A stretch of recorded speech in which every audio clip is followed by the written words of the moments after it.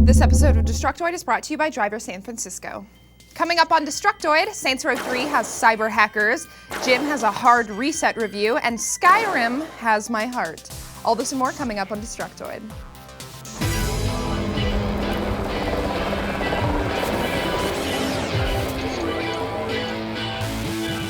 Hey there, welcome to Destructoid. I'm Tara Long. And I'm Max Scoville. Happy Monday, Max. Indeed. Did you miss me saying that? It's been a whole 3 days since I said it. Weekend's done. Yeah, we did a thing this weekend. We did a thing. We did a Dead Island playthrough. Thanks to Crystal Dynamics for supplying a place for us to do it, and food and stuff. And thanks to Square Enix for supplying food also, and for some copies of the game.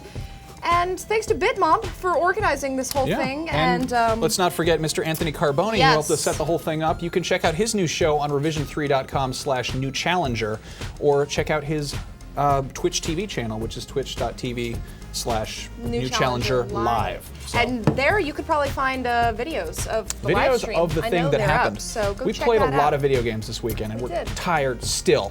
Anyway, let's get to the news. Last episode, I talked a little bit about the awesome new hover bikes in Saints Row the Third, and today there's more to talk about. Now, I've made no secret about how I'm excited about this game, and if that seems like biased journalism to you, it is a slow news day, and I'm not going to talk about Super Monkey Ball coming to the PlayStation Vita, because it's... shut up.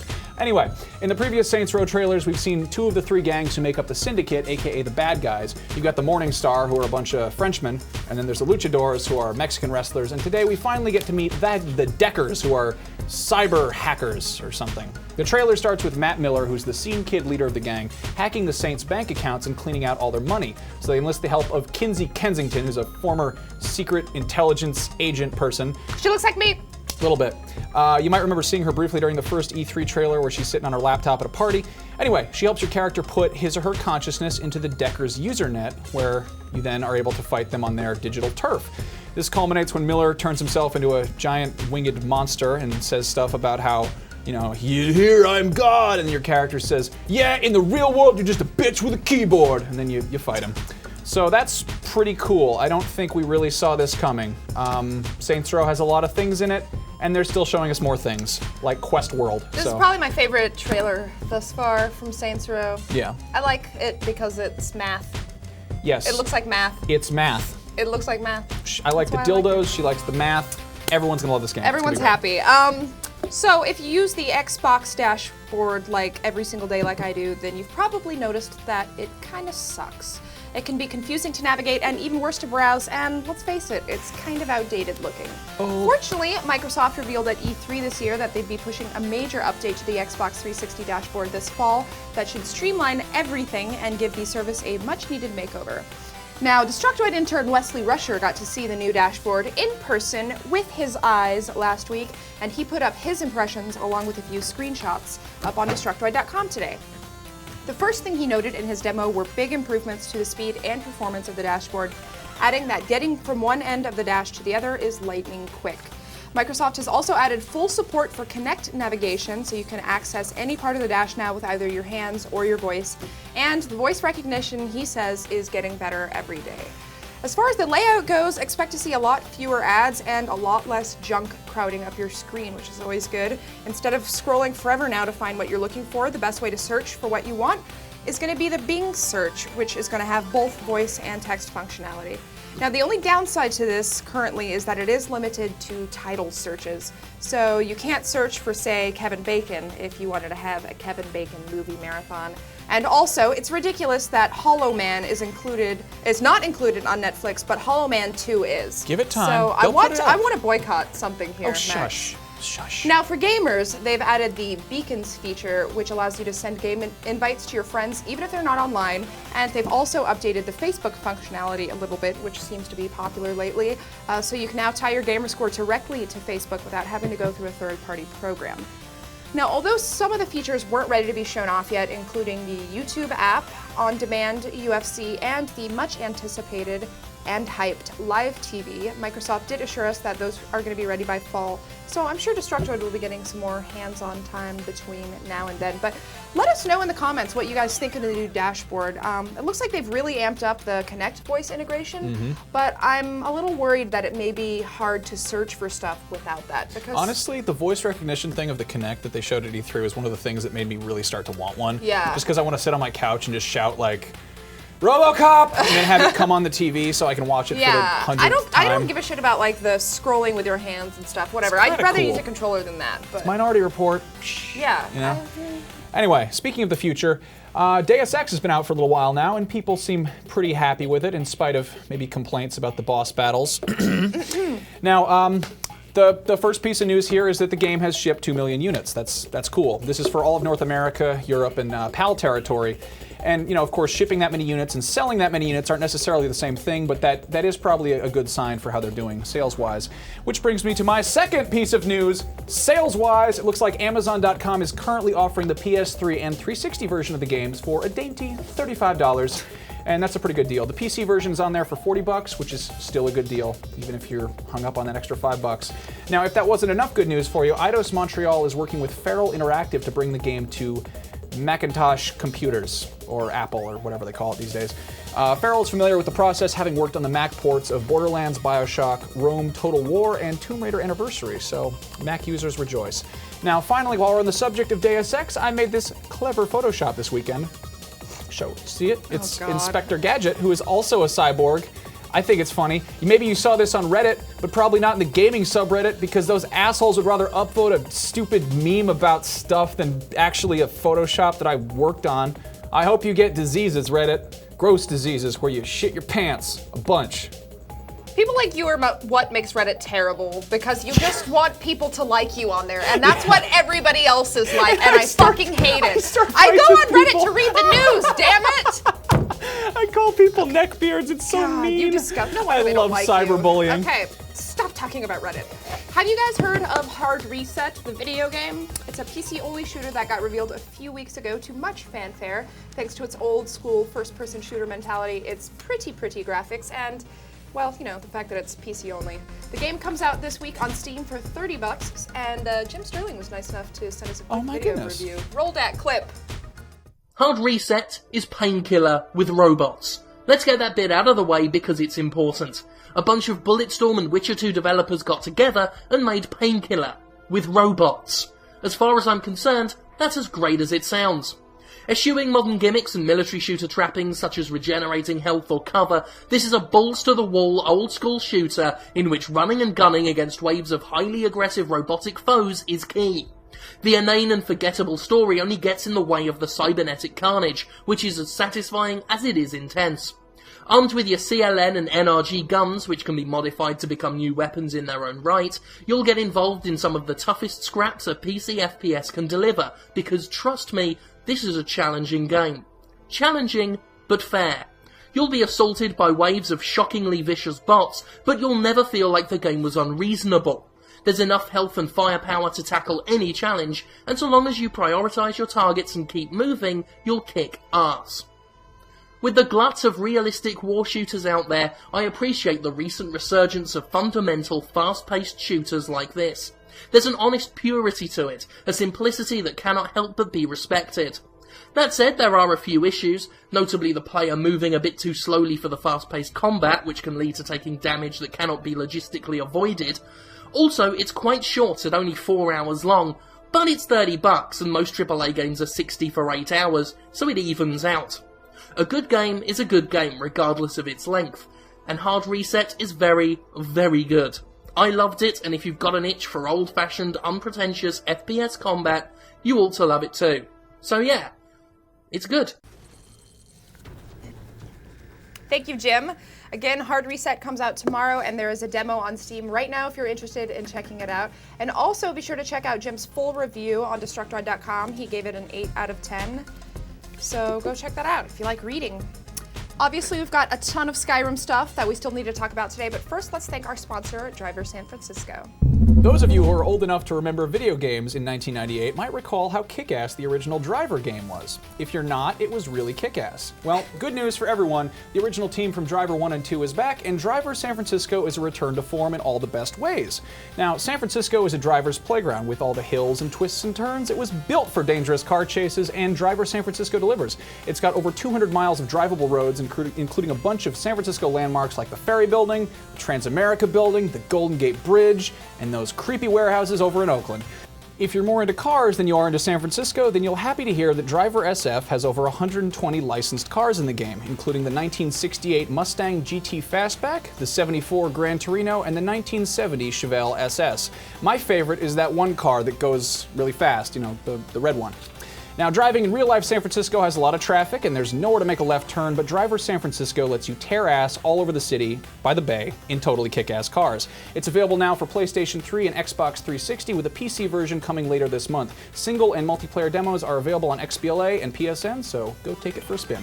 And we're back with, hands down, our most boner-inducing news of the day. Bethesda has finally put up their E3 demo of Skyrim. Where's my Skyrim hat, huh? I left it at home. You have to earn it. So, up until now, Max has taken the reins on most of our Skyrim segments for reasons like that. And it's not because I am not excited for the game. I am, obviously, you know, it's just that, like, Max is really excited for it, and so I let him have his fun. But today, my friends, I saw the demo, and it opened up my eyes. I saw the demo. It's about 20 minutes long, and I really recommend you go watch the entire thing right now because it's gonna blow your friggin' mind. First of all, the graphics look amazing. The creation engine looks fantastic. The level of detail in the foliage and the sky and everything is just so well done. And it's got really good lighting, I've noticed, because there's a lot of dark caves and areas. Pretty much every scene looks amazing, but part 3 of the demo, it's separated into 3 different parts. Part 3 is really what drove it home for me. They have this scene at the beginning of it where you slay these woolly mammoths and then this dragon comes along, and in order to defeat it, you have to end up summoning a lightning spell, and then rain just starts pouring down, and then he starts getting struck by lightning. And yeah, if you don't have time to watch all 3 of the videos, or if you just don't want to, just go watch part 3, because it's friggin' amazing. Other points to point out, I guess, the menu system looks really good, very clean and simple. They showed off that constellation skill tree thing a few months ago. That looks really cool in person. It just looks like a better, updated version of Elder Scrolls as far as the combat and interactions go, but it just looks incredible. Like, the character faces are so many light years ahead of Oblivion. Tara, you've said enough. You can wear the hat. You've earned it. Oh. You get to wear the hat now. That's okay. You can wear it. It's okay. Okay, anyway. Is there hair gel in here? It should be okay. It's like a paste. It's not a big deal. Anyway, Skyrim is probably the number one thing that I get asked about, even though I probably don't really know what I'm talking about that much. But in any case, we asked you guys on Twitter and Facebook to submit some questions. Yeah, this smells. Let's do those. Sorry, my hat smells weird. William Adams said, I still haven't heard anything definitive about whether or not there'll be vampires in this one. Mind clearing that up? Yeah, there's vampires in it, dude. That's confirmed as of today. Apparently the vampires are things you can be. Playable, yeah. Playable, you get to turn into a vampire. No specific details on how exactly. They've been kind of vague about that, but it's presumably going to be fun. Kyle Kenny Cody says, how does the marriage system work, i.e. can you have children, etc.? He just wants to do it in the game. You can probably not do it in the game. I'm not sure about that. I asked Matt Carafano when I interviewed him at PAX, and he said that there are like different amulets you can get that you can wear that will attract different types of people. So if you're into women, you can have a woman come after you, and if you're into men, you can have that, and if you like lizard people, that might happen too. And you can then marry them, and then they become like NPC companions. So technically, gay vampires can't get married then? Yes, gay vampires can get married to lizard people in this game. That's awesome. He said that you can have like, if you've got a wife, you can be like, oh yeah, honey, stay home and cook me food, and she'll do that. And if you're like, wife, we have to go kill a dragon, she'll be like, okay, and that's what you can do there. So you can even probably have like a, you know, hetero life mate or whatever, you know, who's a lizard man. You can be werewolves together. I don't know. I don't know about werewolves. That's unconfirmed. Anyway, Austin Bates said, will there be naked ladies in Skyrim? This is important to me. Based on the ESRB rating, I don't think so, but based on previous Bethesda games, I'm guessing there'll be a nude patch up in like a matter of days. I mean, there's that. That's the number one most important Everybody thing. wants to see boobies in a game. There's that time The Sims 3 got leaked and there was a nude patch existing before the game was actually out, so, you know, there'll be tits, don't worry about it. You just have to download them separate. At the same time. Anyway, David Siegel asked, is there a lot of continuity in the series? Would you recommend playing the earlier titles before starting Skyrim? Not unless you want to like put a good 100 hours of your life into Oblivion or something. I mean, here's the thing: is I have never played Morrowind. I played Oblivion a little bit, not like, you know, for the last 6 years like some people. The thing is, this game is like I'm guessing it's pretty self-contained. From what I've seen, you can jump right into it. This is like it's not a new mythology. There's a lot of continuity and lore based from the previous Elder Scrolls games, but you don't have to be an expert on it for it to make sense. You're starting off as Dovahkiin and doing cool new stuff. And honestly, a lot of people I've talked to who've never been interested in an Elder Scrolls game before are pretty stoked about this. Yeah. So that I would fall under that umbrella. Simon Ivanov asked, how long is it going to take if you only complete the main story quests? I don't know. Can I dual wield longswords? I think so. There are like two-handed weapons and there are one-handed weapons, so it depends on your definition of longswords. I know you can't have a bow and arrow in one hand and a spell in the other because you have to draw the bow, so there's some stuff that's just, you know, too big for one hand. Anyway, do I get the Skyrim helmet? I would think so. Also, why is it called Skyrim? That's a good question. Skyrim is the name of the territory you're in, and if you go into, I think it's Oblivion, at the top of the map it says Skyrim, and if you try and actually go there, they're like, you can't go here. That game's not out yet. So this is just another part of the world that you're in. Yeah. And it's the rim of the sky. It's because it's to the north. Get it? Because it's in the mountains. It's like high up. Rim of the sky. Makes sense. Perfect sense. Jeremy Pettigrew asked, are there still horses? Yes. Are there any other types of mounts in the game? We don't know yet. The horses are cute. The horses are lovely. Actually, they show them in the demo. I do love the horses. Let's see. Soulman101 asked, Max, did you get a chance to try any of the mini activities such as smithing or woodcutting? I didn't because I was running around punching deer in the butt. But they have said that you can work with millers. You can like go up and be like, I want to cut down trees. I want to help you make stuff, and you know you can presumably do that. When I saw the E3 demo, this is one thing they left out of the commentary of the demo. You can also sabotage the mill. That was something they talked about, which I'd like to hear more about that, honestly, the sabotage prospect. Let's see, Apulo said, how tight is the front of your pants now that all this Skyrim info is hitting the streets? My pants are always tight. Honestly, I've known about this since E3, so I've this raging priapism for months now. It's very painful. Let's see. Carl Wegner asked, are the dungeons and caves more varied and different looking, unlike Oblivion? Yes. Yeah. That's a big thing here, is that the world looks really, really like natural and dynamic. Yeah. I mean, Oblivion was impressive, but you know, same with like Fallout and stuff. You begin to see a pattern. This looks like just years beyond that because they've been working on it for years.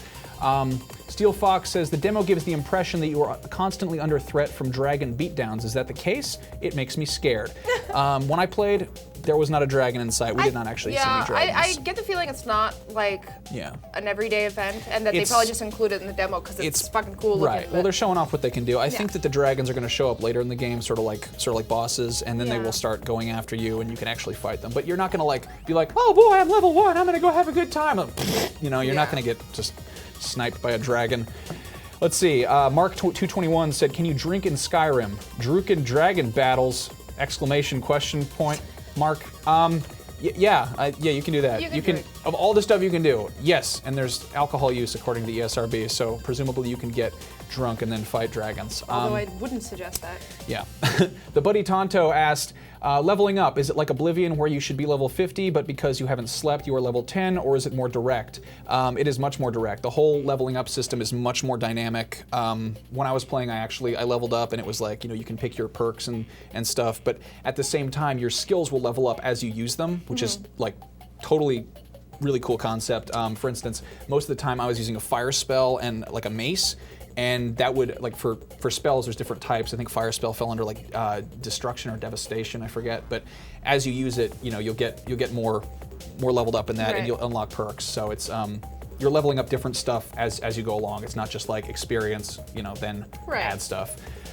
Game World Media asks, God, there are so many I want to ask. Is there combat on a horseback? I don't think so, because it immediately goes into third person when you're on horseback. So I don't think you can do that. Can you feel the difference in the different weapons?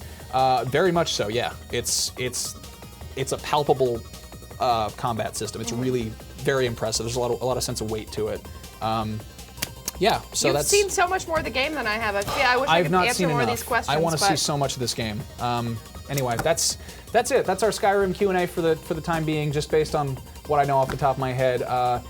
If you want more information, the internet is right in front of you, and stay tuned to our show because we're going to be, covering it more. There's 2 more months to go, guys. I'm going to be up in the mountains freezing myself cryogenically, so I don't have to wait that long. Makes sense. But yeah. Yeah. You know what? We should have a special Skyrim episode when it gets sooner. We're gonna have a special. Have to do that. That's not negotiable. We're gonna have so many hats. Yeah. Also, this Friday's episode is not gonna be a live show because our producer Zach is going on a sexy romantic getaway to some place he won't tell us about because he's afraid we're gonna ruin it with our mischief. In his defense, we would. We would, yes. So yeah, but don't worry, we're gonna have an actual episode up for you to watch anyway on Friday, and it's going to be magical. If you haven't already, be sure to subscribe to our YouTube channel, like us on Facebook, and follow us on Twitter. My Twitter is Tara Longest. It's the most important one. The second most important is our show at Destructoid Show. And the idiot with hair is Max Scoville. You can follow him if you want. I'm fun. He tweets a lot. I'm fun. Anyway, we'll see you guys on Wednesday. See you Wednesday. Take care.